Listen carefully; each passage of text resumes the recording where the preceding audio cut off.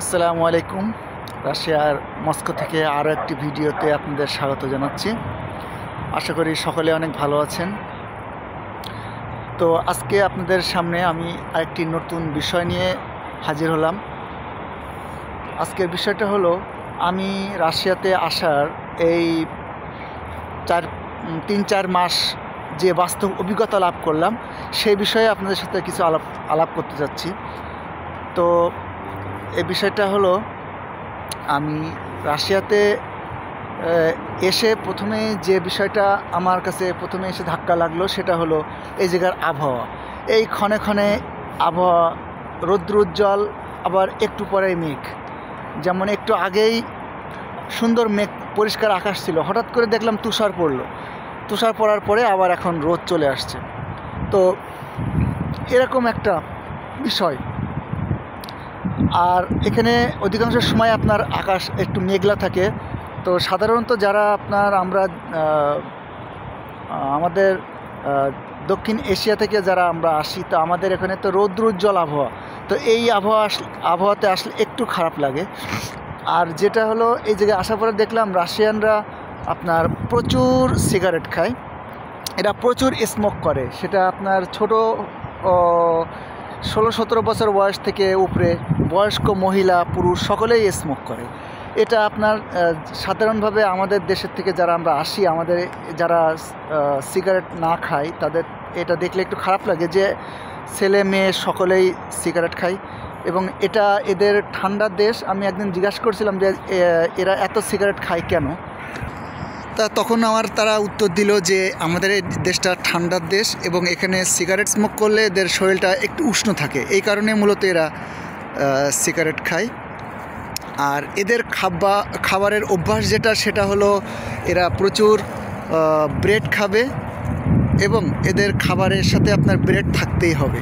হ্যাঁ, এখানে ব্রেড না খেলে ওদের শরীর, সাধারণত আমরা যারা ভাত খাওয়ার অভ্যাস, রাইস আমরা রেগুলার 3 বেলা খাই, তো তাদের রাইস খেলে ওদের শরীর ঠান্ডা থাকে। সো ওরা রাইসটা অ্যাভয়েড করে, কম খায় না বলা ভুল, অল্প খায়। তো আপনারা যেটা দূরে দেখতে পাচ্ছেন, এটা হলো মস্কোভা সেন্টার। এইটা হলো রাশিয়ার একটা গুরুত্বপূর্ণ একটা টুরিস্ট পয়েন্ট। এখানে প্রচুর মানুষ দেশ বিদেশ থেকে বেড়াতে আসে এবং জায়গাটা অনেক সুন্দর এবং বিল্ডিংগুলো অত্যাধুনিক শিল্পশৈলীতে তৈরি করা, খুব উন্নত বিল্ডিং। এবং এখানে অনেক দেশের মানুষ আসে এবং এখানে মানুষের বিভিন্ন বিজনেস গ্রুপের অফিস এইটার ভিতরে অবস্থিত। তো যেটা বলছিলাম, আমি মস্কোভা সিটি ওর সামনে যে নদী দেখতে পাচ্ছেন, এই নদীটা হলো একটা মস্কোভা রিভার, মেবি এটার নাম। এখানে ট্যুরিস্টরা রাইড করতে পারে। এখানে ছোট ছোট বোট আছে, এই বোট দিয়ে তারা চলাচল করে। এখানে আসলে মানুষ ঘুরে। আরেকটা বিষয় হলো যে এই জায়গায় আসলে আপনি দেখতে পাবেন যে প্রত্যেকটা জায়গায় পার্ক আছে এবং এইটা আমার খুব ভালো লাগলো যে প্রত্যেকটা জায়গায় এত পার্ক, যে পার্কগুলোতে আপনার অনেক সুন্দর সুন্দর রাইড থাকে, যেগুলো আমাদের বাংলাদেশের মতো জায়গায় হয়তো আমরা টাকা দিয়ে সেই পার্কগুলোতে আমরা ব্যবহার করি, শিশু পার্ক। এই দেখেন, একটা কি সুন্দর পার্ক, বাচ্চারা এর ভিতর দিয়ে খেলা করে। এই যে, তারপরে এই যে দোলনা, এখানে কোনো মানুষ নেই। দোলনা প্রচুর সুন্দর সুন্দর ইনস্ট্রুমেন্ট থাকে, কিন্তু কোনো মানুষজন থাকে না। এবং আরেকটা সুন্দর জিনিস আমার সবচেয়ে বেশি ভালো লাগলো, জিমস। এখানে জিম, এত দামি দামি ইনস্ট্রুমেন্ট দিয়ে এরা জিমস তৈরি করে। জিমে দেখেন আপনারা কত দামি দামি ইনস্ট্রুমেন্ট দিয়ে জিম তৈরি করে রাখছে ফাঁকা। এখানে যে কেউ এসে এটা ব্যবহার করতে পারে। হ্যাঁ, যেটা আপনি অনেক টাকা দিয়ে হয়তো আপনার এটা বাংলাদেশে হলে জিমে গিয়ে করতে হয়, কিন্তু এটা আপনি এখানে আসলে ফ্রিতে করবেন। এবং এটা প্রায় প্রতিটা জায়গায় আপনার পার্কের সাথে এই জিমগুলো থাকে এবং অনেক দামি দামি সে মেশিন থাকে যেগুলো ব্যবহার করে। কিন্তু মানুষ এগুলো ব্যবহার করার মানুষ বেশি দেখি না। এই যে এক বাচ্চা আসছে এখানে, তার মা হয়তো তাকে নিয়ে, ছেলেটা খেলা করছে, ওর মা নিয়ে আসছে। আর এখানে আরও অনেক কিছু কিছু ইন্টারেস্টিং বিষয় আছে যেগুলো আমরা আসলে আমাদের কাছে এটা থেকে অবাক লাগে। আসলে বহির্বিশ্ব সম্পর্কে, রাশিয়া সম্পর্কে অনেকের অনেক রকমের ধারণা থাকে, কিন্তু বাস্তবিক পক্ষে রাশিয়া যথেষ্ট একটা সমৃদ্ধশালী এবং অনেক উন্নত একটা দেশ। এখানে প্রচুর মানুষজন গাড়ি ব্যবহার করে। এদের এই গাড়িগুলো দেখলেই বোঝা যায়, এবং সেগুলো অনেক দামি দামি গাড়ি, যে এরা কতটুকু অর্থনৈতিকভাবে সমৃদ্ধ। এবং এখানে যে বিল্ডিংগুলা, অনেক সুন্দর সুন্দর যে বিল্ডিংগুলো, অনেক পুরানো বিল্ডিং। এখানে অনেক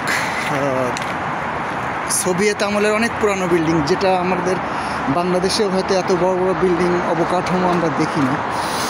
হ্যাঁ, তো রাশিয়া অনেক সমৃদ্ধশালী একটা দেশ। তাই অবশ্য চলে আসলাম। এখানে অনেক আওয়াজ, তো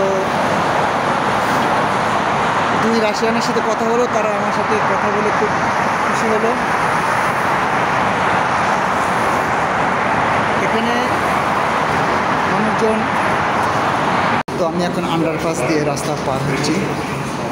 তো এখানে সবচেয়ে অবাক করা বিষয় হলো এদের যে ট্রান্সপোর্টেশন সিস্টেমটা অনেক উন্নত। এরা এত অল্প সময়ে এক স্থান থেকে অন্য স্থানে যাতায়াত করে, যেটা আমাদের দেশে বিশেষ করে বড় শহরগুলোতে, ঢাকা শহরে ঘন্টার পরে ঘন্টা মানুষ বসে থাকে, কিন্তু এত বড় মস্কো সিটিতে আপনাকে খুব অল্প সময়ের মধ্যে আপনি এক স্থান থেকে 15, 20, 30 কিলোমিটার আপনি যেতে পারেন, সর্বোচ্চ 20 মিনিট, 25 মিনিটের মধ্যে।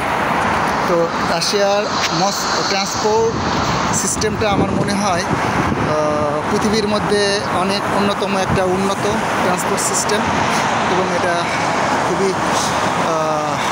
খুব সুন্দর একটা ব্যবস্থা। একজন ছোটো কুকুর নিয়ে হয়তো ওনারা যাচ্ছে, আমাদের পছন্দের কুকুর। তো এই হলো বিষয়। তো যেটা বলছিলাম, তো এখানে মানুষ খুব সুন্দরভাবে জীবন চালায়। এখানে কোনো আপনার চুরি কিংবা অকারেন্স টাইপের কোনো কাজ আমি এই পর্যন্ত দেখি না। এমনকি আপনি রাস্তা দিয়ে যখন হাঁটবেন, অটোমেটিক গাড়িগুলো দাঁড়ায় যাবে, আপনার যাওয়ার পরে সেই গাড়িগুলো যাবে। এখানে কোনো অ্যাক্সিডেন্ট সাধারণত এসব কারণে মনে হয় না। যত স্পিড, যত দামি গাড়ি হোক না কেন, সে দাঁড়াবেই। আপনি যাবেন, পথচারী যাওয়ার পরে সে যাবে। এবং এখানে সকলে রাস্তার ট্রাফিক সিস্টেমটা মেনটেন করে, যেমন সবুজ বাতি জ্বললে মানুষ যাবে এবং লাল বাতি জ্বললে দাঁড়ায় যাবে। এখানে তা না হলে জরিমানা হয়ে যায়।